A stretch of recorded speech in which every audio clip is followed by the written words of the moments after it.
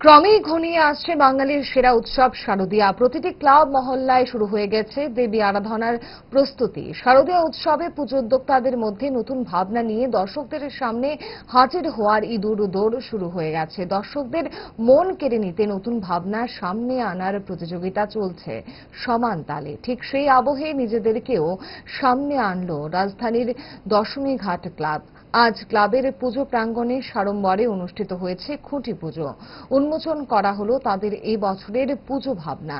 পুজো ভাবনায় এবার দশমীঘাট ক্লাব দর্শকদের সামনে আনছে কাল্পনিক দেবী মহল। খুঁটি পুজো সহ পুজো ভাবনার আত্মপ্রকাশ অনুষ্ঠানে উপস্থিত ছিলেন আগরতলা পুর নিগমের মেয়র তথা বিধায়ক দীপক মজুমদার। সংবাদ মাধ্যমের সামনে কি জানালেন মেয়র তথা বিধায়ক, দেখুন।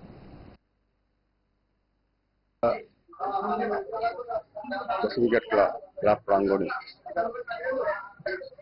আজকে আসন্ন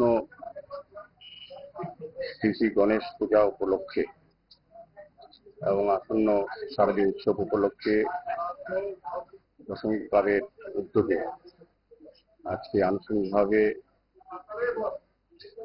দুটি পুজোরই মাঙ্গলিক অনুষ্ঠান হয় এবং শারদীয় দুর্গোৎসব এবং গণেশ পূজা উপলক্ষে খুঁটি পূজা অনুষ্ঠান অনুষ্ঠিত হয়।